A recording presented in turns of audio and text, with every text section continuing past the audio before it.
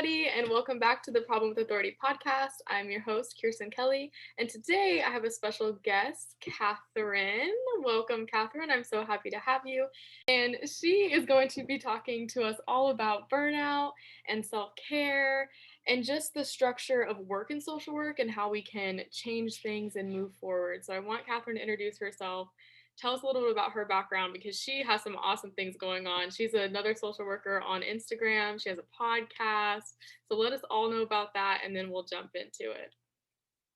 Awesome. Thank you so much for having me. I'm really excited to be here. So yes, I have the Social Workers Rise podcast that I have been hosting since January 2020.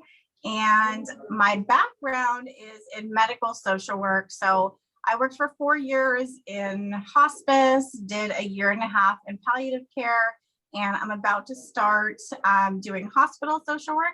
So I'm really excited about that.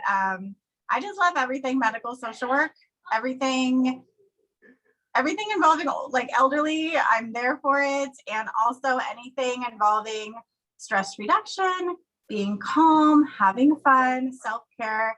I'm all about it. Yes, I know you got on and you were like, hey, we're in San Diego, quick trip. And that's amazing. I love that. Yes. I found that you have to schedule in fun. That like a really big red flag is if you don't have anything that you do for fun, that you just work and all you do is social work because you love it so much. That's not gonna last you very long. You have to have fun. You have to have hobbies. You have to have other things that you do outside of your work. I agree. And even with the podcast, with podcasting and social media too, I'm now moving that into the category of work because it's a lot of work and I can't view that as my hobby because I'm not, mindlessly relaxing, sipping on a drink or eating food, hanging out with friends. It's a lot. It's a lot. So definitely moving that into the category of work, which I think would be helpful for some people too, especially when their hobbies really just starts to take over. Yep, for sure. Podcasts is work. Self-care and listening to podcasts that get you all riled up is not self-care. Like it needs to be something completely separate from work. It's great if you listen to podcasts in your industries, or like a lot of times we'll listen to like psychological thrillers where they're talking about the psychology of serial killers. Like Right.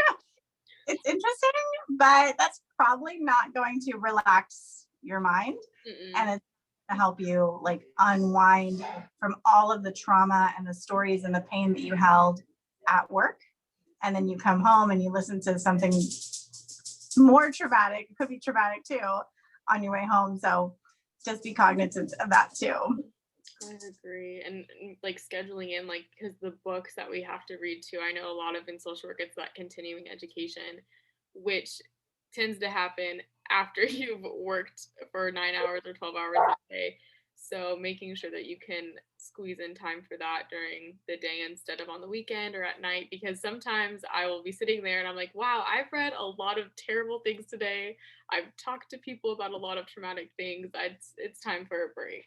It's true. And I will fully confess, I took the book, I read like a chapter and I'm like, oh my gosh, my brain. I started it yesterday and I was like, because I'm also like finishing Harry Potter. So I was like, oh, I can do a fun book and a not so fun book. And I opened it and I got through like 3 pages and I was like, oh, so this is not going to be a quick read. It's a lot. It's a lot. And I wasn't expecting the topics that were discussed in it. I thought it was going to be more of a storytelling type social work book, but no, it's pretty academic and intense. Yeah, and honestly, when I was reading that it must have been the first chapter or so, I was thinking for a book about trauma and about being sensitive to trauma, this book is very triggering and could be traumatizing because it goes into a lot of detail about stories that people have had and experiences. And I was like, this is not a good book to bring on vacation. No. We have to separate the social work books from the fun books because And your brain can just keep going and going and going, and you're just constantly worrying and thinking about all the terrible things that people go through and what's going on. And I think that, speaking of like thinking of other people and all the terrible things going on, part of our self-care too needs to be detaching from that for a minute. Like, turn off the news. You don't need to read every single terrible story that's happened, because no matter what, there's always terrible stories that are happening. There's always traumatic events. And like, when I think about it, like, I care, but at the end of the day, like, is that going to help me do what I need to do for myself and for my family and for my clients? Probably not. It's probably going to stress me out even more. Mm-hmm.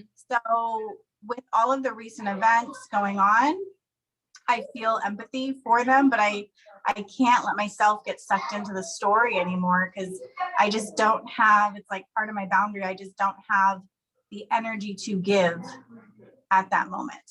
Yeah. And then a lot of the times too, when the events happen and then we see clients, the clients are processing. What is it? The Body Holds Trauma, or the name body of the book? floor. There you go. Yes. That book, like, everyone raves about it and it's really good, but it's a really intense read. Like, you have to be really focused and present. Like, it is not an easy read. And I took it with me on the airplane. So it's almost like we can't, like, especially when you're engaging on social media, I feel like knowing what's going on is fine, but when it just becomes a thread, like threads and threads and threads of information and new leads in the cases, or how a certain person was impacted, it's a lot. And I know social media can be a safe space for some people, but I definitely agree, like, there needs to be a break.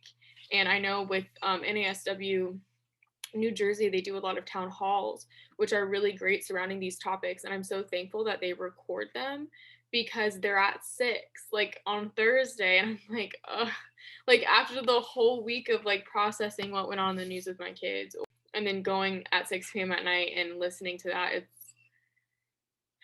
it's a lot. And a lot in other professions, I mean, nurses and medical, like, I feel like they understand, but the majority of professions don't have to be in those spaces like we do.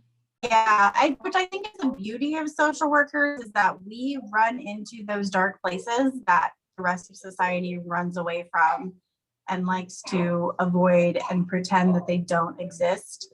So we hold space for people who are considering suicide, for children who have been abused, for all of the pains of society that are there. Mm-hmm. And it's important to acknowledge that having these deep conversations with people, it's exhausting. Like, for like people outside of our industry, just having a deep conversation with a friend for an hour can be exhausting, right? Like, oh, they just broke up with somebody and they cried for the hour and I'm so tired. That's a normal response. We do that all day, every day. And it takes an emotional toll on us that I think too, like, we take for granted, that energy that it takes to hold pain for someone else. I agree. I know, I'll just come home and I talk to 3 people that day and I'm like, wow, I can't imagine if I had to do like 6 groups today, or like the rest of the day was just at home paperwork, which I'm super grateful for. Sometimes I always told myself, I was like, I don't think that I will be able to be a therapist for 40 hours a week.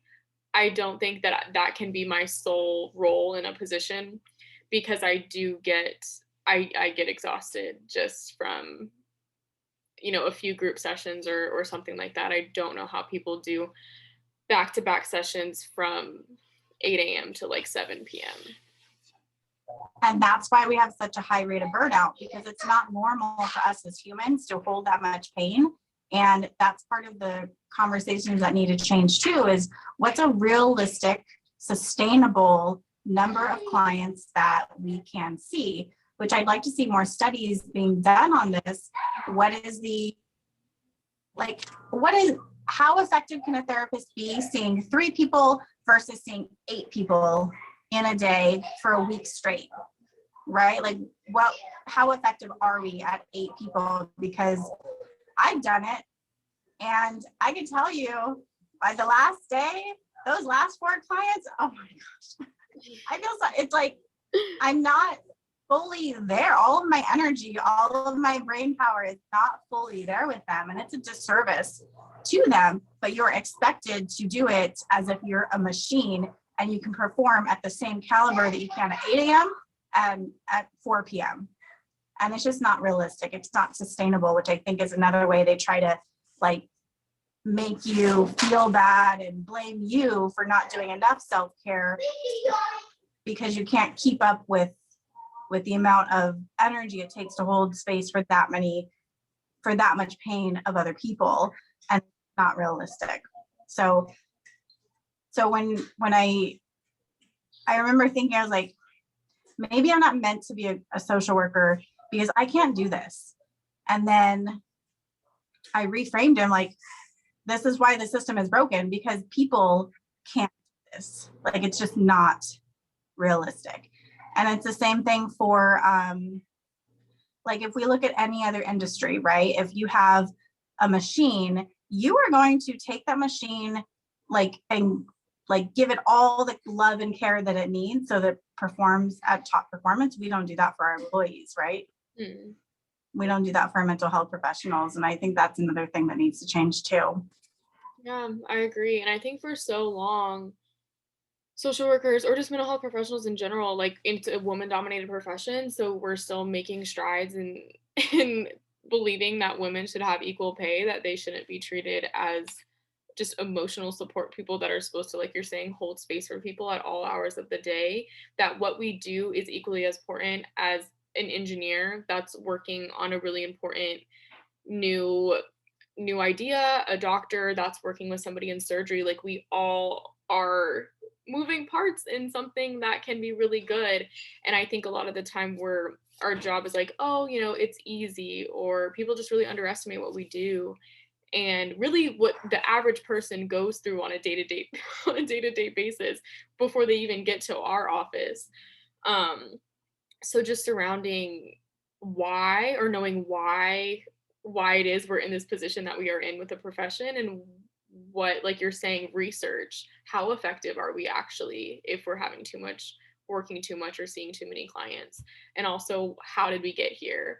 Are there some biases and stereotyping that's going on with why we believe that these people should just be able to do that? And I know nurses, they face a lot of the same things. I know when I read about medical social work, a lot of nurses and social workers have the same kind of issues, because it's just exhausting. Like, my friend, she works in the trauma center at our local hospital, and she came to me and was like, do you know any therapist or anything that can help me with process death and dying? Because that's what she sees when she's in the trauma center. And I said, they should have somebody for you.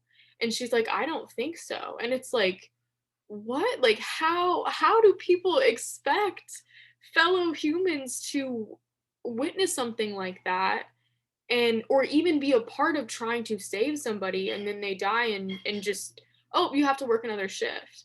And it's like, it's really mind blowing to me when you're on the floor and you're seeing these things.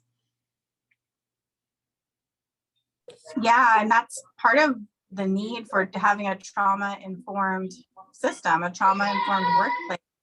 I know, being in the medical field, the social work department has been asked to support the nurses and the doctors and the chaplains, but who is there to support the social workers? Right. A lot of times it fell on my one director, and like, bless her heart, she was amazing. But I mean, there was 10 of us and one of her.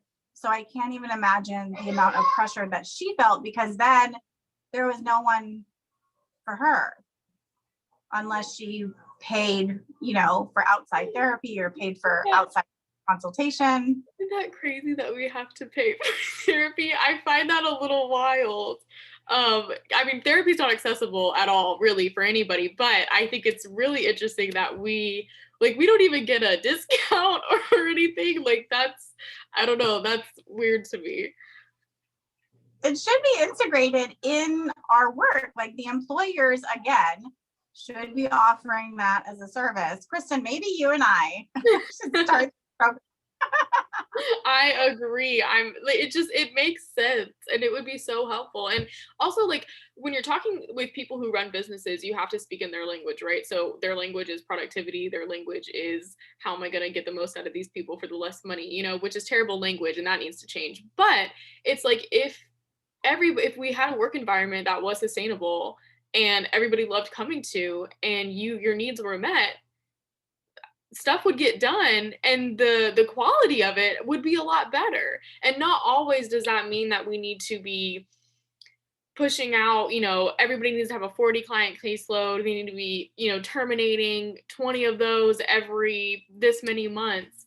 It could just mean that, the clients are meeting like smaller goals than, and because we run on insurance, which is a whole issue itself, and why we have to do what we do. But it could be better. I think it could create a better environment for everybody, not just the employees.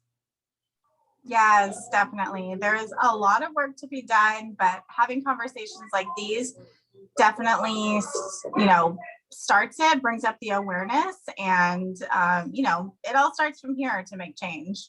I agree. And can you talk about, because I listened to the union podcast episode that you had, could you tell us what you got from that, learning from, I can't remember their names, but you can remind me here. Yeah, so Trisha and, oh my gosh, you're gonna kill me. I forget the other girl's name, but they are two social workers based out of Chicago. Chicago has a lot of stuff going on right now. What they are doing is they have been involved in unions before. They know people in unions, like they're very close to them. And they are strong advocates for social workers to be starting their own unions in their own areas, whatever that might be. Mm-hmm. So right now, there are social workers who participate in unions, but a lot of times they're healthcare unions or they're unions with the county. So they're not specifically for the needs of social workers. So they will help. They have a Facebook group. They will help provide guidance on if you want to start a union in your own area or city or whatever, then they can provide direction and resources to get that started. My main takeaway from that episode is unions are super powerful. There's pros and cons to them. And it's not going to be for everybody, but it is for a lot of people. Mm-hmm. And definitely help with advocating, using their power to get us better working conditions, to get us better pay, and to, legitimize the profession and to help us stand on our own, that social work is its own profession, separate from nursing, separate from teaching, separate from all of these other areas that have their unions. Well, I think that would be really interesting to look into, because I know a lot of people are critical of the NASW a lot of the time, and there's never really a solution or, hey, like, if they're not giving it to us, like, what's another way that we can push? How, if they don't hear our needs, then are there other smaller orgs that we can talk to that are local, which I think is really cool. And I know NASW just passed, I don't know if it's a bill about how our licensing can now be valid in multiple states, which I think is really awesome, because I think some social workers that were working in the VA, or they had partners that were in the military, whatever, they were getting licensed in one state and then they had to move around all the times, and their license didn't mean anything. And you can't managing all that. First you have to pay for it, and if you move around, and then just putting all that work and then it just not meaning anything in another state, that's terrible. I know a lot of people have talked about, licensure being more versatile would help us a lot, because then we can work remotely with people that aren't in the state, which I think just opens, which is like an accessibility thing as well. You have more options of therapists that might fit your need better, and not just people in your state, you know? Yeah, there's a lot of benefits to that, especially when you're looking at the East Coast where the states are so close together.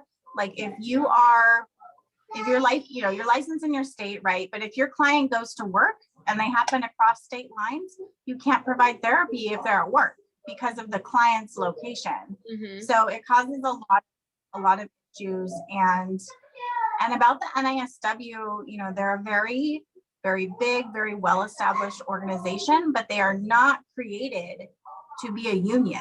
Right. They are created, designed to be member-led, meaning if you want to do something with the NASW, they will likely support you.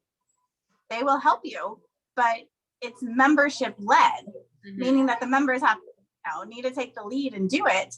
And so they're not set up to be a union. So there does have to be a separate organization. It's not going to be, my understanding is it's not ever going to be the NASW.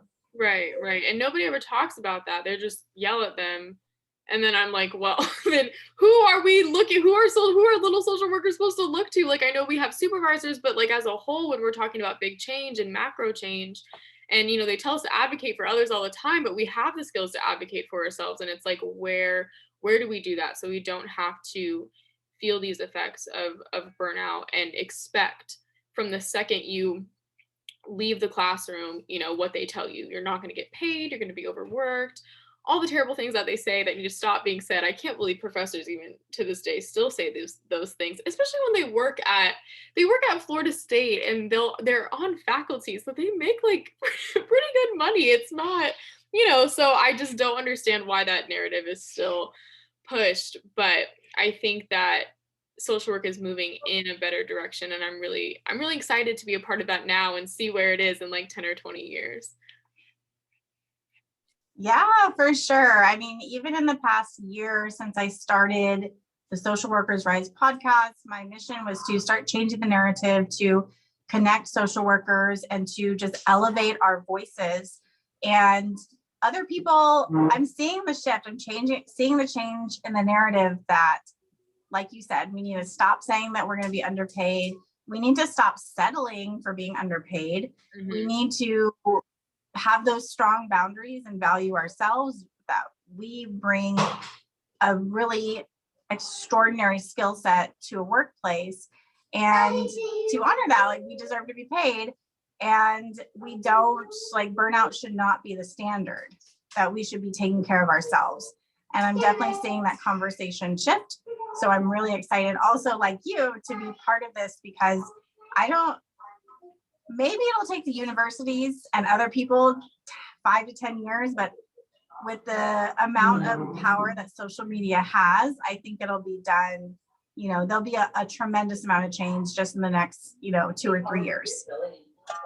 I agree, because so many social workers are getting on social media. They're making podcasts, they're having Facebook groups, they're making YouTube channels. And now I have access to so many other social workers in different areas at different levels of experience, which is so cool, because we're finding that in our conversations, we're seeing the same themes.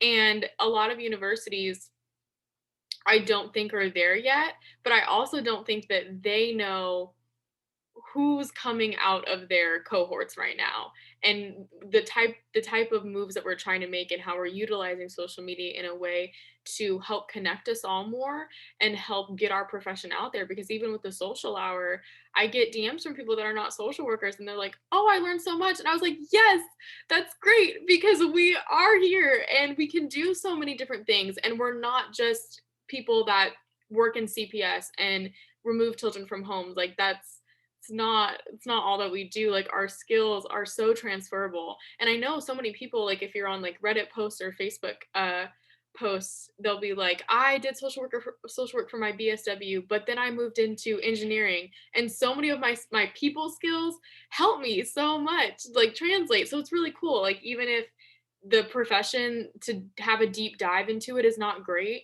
I think one thing that I'm thankful for is that it really teaches you how to communicate with people. And I think this world could really use that a lot. And with kids from small ages, that's why the social and emotional learning, the communicating, the problem solving, pushing things like that at, lower levels. So when kids get older, like we can have a better, more valuable, a nicer conversation surrounding things instead of everybody just screaming at each other. Yeah, for sure. I'm really excited to see the changes that we bring. I don't think that the universities and the big organizations really understand the power that we have, the power of the masses. And I'm really excited because I'm totally okay with being underestimated, right? Like, I don't have to convince anybody that my voice matters, right? And about this today is that there's like a hierarchy of like, oh, you're worthy or you're better because you have a license or whatever it is. But that seems to exist in the therapy world where it's like, oh, well, you're certified.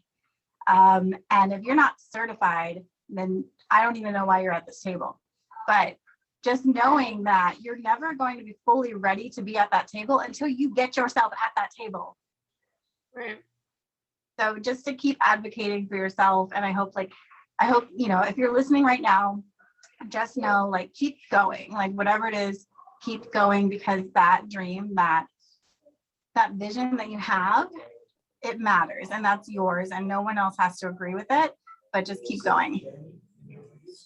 And that's I think kind of the exciting part of it, because I know even with like the licensure thing, once you realize what it takes to get licensed, you're like, I don't understand why this means anything more, because it's just a test and then some supervision. Like when I was looking more into it, I was like, wow, I don't understand why we have to have these to be valid or better or get paid more. But okay, I guess it's a hoop that I have to jump through, right? And then at different states, you can get licensed at different levels, which is interesting. In Florida, you only can get your LCSW. That's it. There's not like an LMSW. There's not like an intern license, none of that. So in different states, I think it's cool to see when they give you licensure at like BSW levels. But then I'm kind of like, well, now that person has to graduate, get licensed, and then if they want to go for a master's, graduate and get licensed.